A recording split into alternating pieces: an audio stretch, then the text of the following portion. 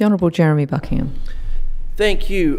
Strangely enough, I find myself beginning my contribution with agreeing with the Honourable Rod Roberts in targeting organised crime, but not by going after the money, ipso facto. Don't let the criminals make the money in the first place, then seek to take it away.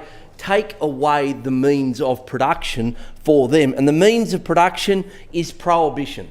Prohibition has been the biggest money maker for organised crime, the biggest godsend for organised crime for 100 years. From Al Capone through to Abe Saffron to the Alameddine family, they have absolutely reaped billions out of a failed social policy, probably one of the most transparently failed social policies in human history, trying to stop humans using products that they always will continue to use, trying to increase the crimes, the criminal sanctions. Those organised crime gangs don't sit down with the Crimes Act and go, before we import a couple of tonnes of meth, let's have a look at the sanctions. Are we going to go to jail for 20 years or 25 years? Oh, hold on, it's 25 years. They might be able to kick down the door and take away our Harley Davidsons. No, they don't. They roll the dice.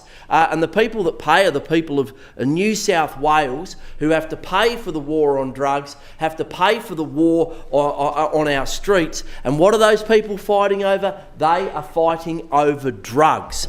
That is the number one thing that they are fighting over. And let's be honest here, they are fighting over the startup model for prohibition, for these organised crime gangs. And a long history in the state is cannabis.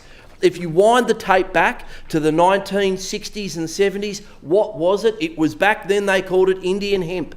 And that was the big thing. It was sly grog and Indian hemp. Then it became heroin. Now it's cocaine and meth and illegal tobacco. But all the way through that, cannabis has been one of the things that the organised crime gangs have gone out to start their business up. The Pennington Institute found that. The New South Wales Crime Commission, some of our most senior federal and state police, Madam Deputy President, have said it again and again and again, because it's relatively cheap. You go out, you find an industrial estate, you put some LED lights up. This is not a how-to, by the way. This is not a how-to, but this is what they do. It's incredibly cheap. A few coconut koi pots, some LED lights, some people to staff it, and you can turn over hundreds of thousands, if not millions of dollars every couple of months in a mass commodity that the people of Australia absolutely love. And rather than regulate it, rather than have it dealt with through a health lens, through the medicinal cannabis framework, we're handing that means of production over to organised crime, to the Comancheros, to the scumbags. And what do they do with those proceeds of crime? They double down. They have to protect their industries. And they're not calling up licensed security firms. They're paying bikies, they're paying heavies, they're importing guns, they're 3D printing guns, they're shooting each other on the street with those guns. They're turning that money into importing the precursors for methamphetamines, ice and the rest, and to maximise their profits. And nothing we're doing here is going to stop that. I accept that you've got to have criminal sanctions, but has it worked to this point? You've got to ask yourself, has it made the situation better or worse? Have a look on our streets. All across southwest Sydney, Western Sydney, a weekly basis, there are people driving around in kill cars, shooting each other. They're not warring over anything other than who controls and distributes illicit drugs in this state. And if you want to hurt organised crime, and I do, if you want to you want to impact their business model, end the prohibition on cannabis. I'm not talking about cocaine or meth or some of those other things. I don't think that we're at the stage where we can legalise and potentially fully decriminalise those things. But certainly we can with cannabis. The reason the first jurisdiction in the world to legalise cannabis, Uruguay did it, was because they wanted to take the production of cannabis out of the hands of organised crime.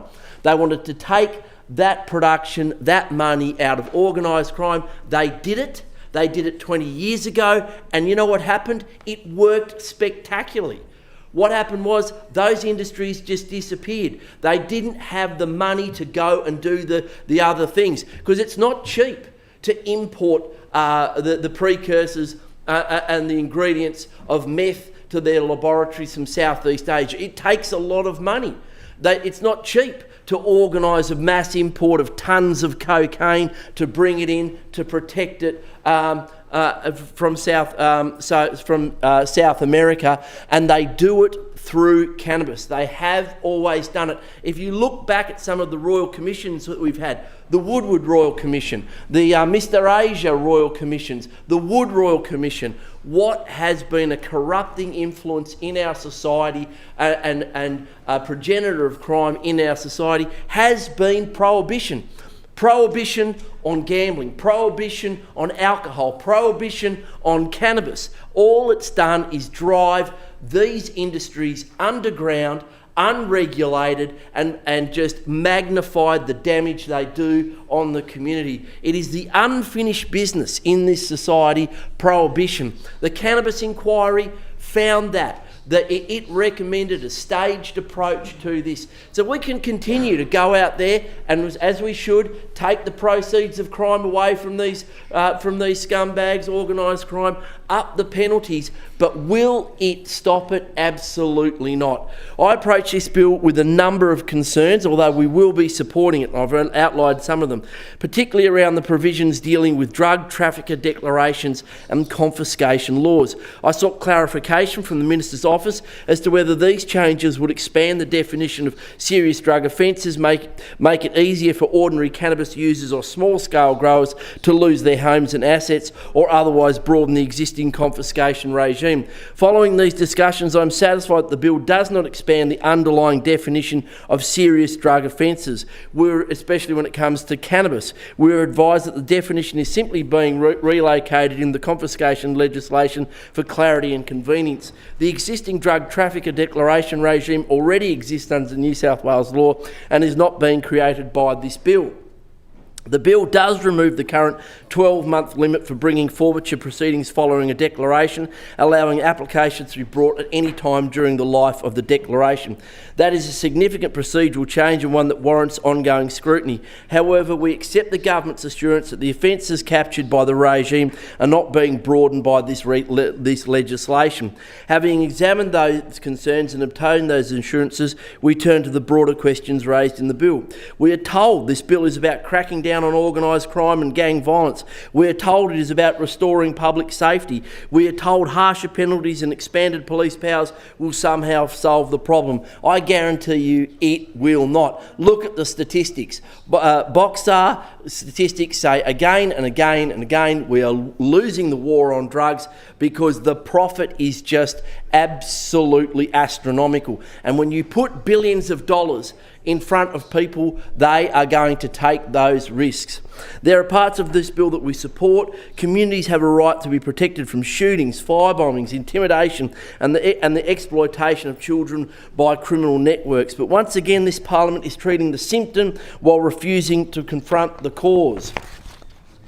And the cause is not just the money, it's where the money comes from. That is the prohibition. These gangs are not fighting over legitimate businesses. They are fighting over control of the illicit drug trade, a black market created and protected by prohibition itself. And let us be honest about how these criminal enterprises begin. They start with cannabis. Cannabis is a relatively cheap to produce, easy to grow, and carries enormous black market profit margins under prohibition. The estimation of the illicit cannabis market in New South Wales is somewhere in the order of $1.5 billion per annum. Nationally, it's somewhere between $6 to $8 billion per annum. A small-scale illicit cannabis operation often becomes the entry point, the seed capital for broader organised crime criminal activity. The United States has recognised that. It's one of the main arguments the United States and even conservative jurisdictions like Texas and Florida and Colorado have seen, recognised and acted upon to legalise and decriminalise cannabis. The profits generated from cannabis do not simply disappear. They are reinvested into harder drugs, illegal firearms, money laundering operations, human trafficking and increasingly violent criminal enterprises. This was identified by the Pennington Institute, which stated in 2024 that, I quote, "The evidence tells us that organised crime groups view cannabis as a low risk and steady source of revenue that finances higher margin trafficking of highly dangerous drugs such as heroin, methamphetamine." That is the reality prohibition on cannabis has created.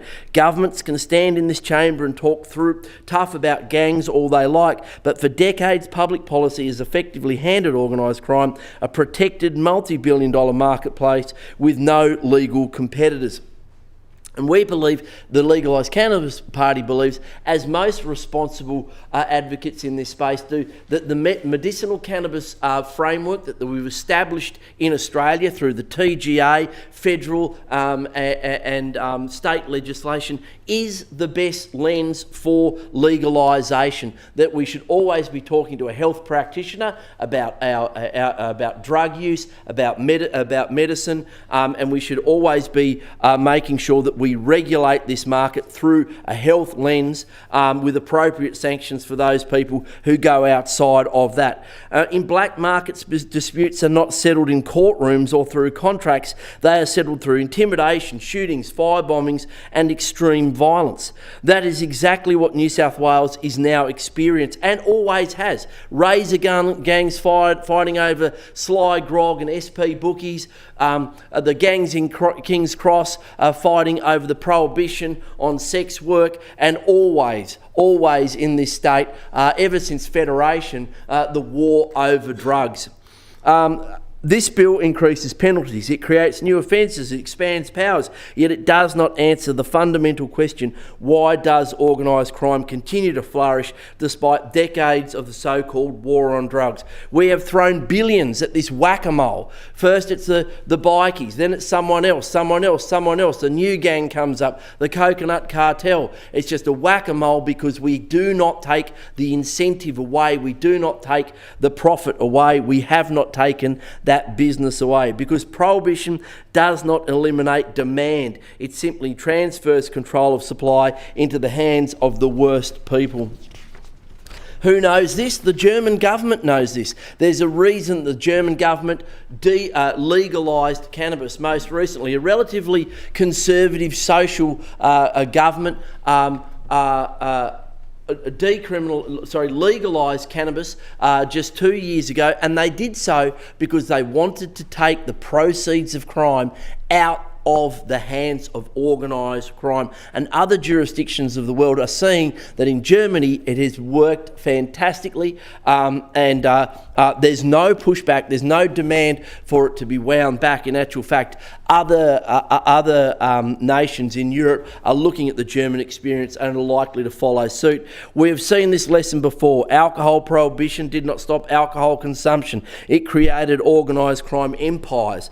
Today we are repeating the same failed model while expecting a different result. We saw it in the 1970s, the mafia in Griffith, the taking control of the cannabis industry then, and what a horrendous impact they had on the fabric of society. Drugs remain available in every suburb, every regional town and every community in the state, despite billions of dollars being spent on enforcement.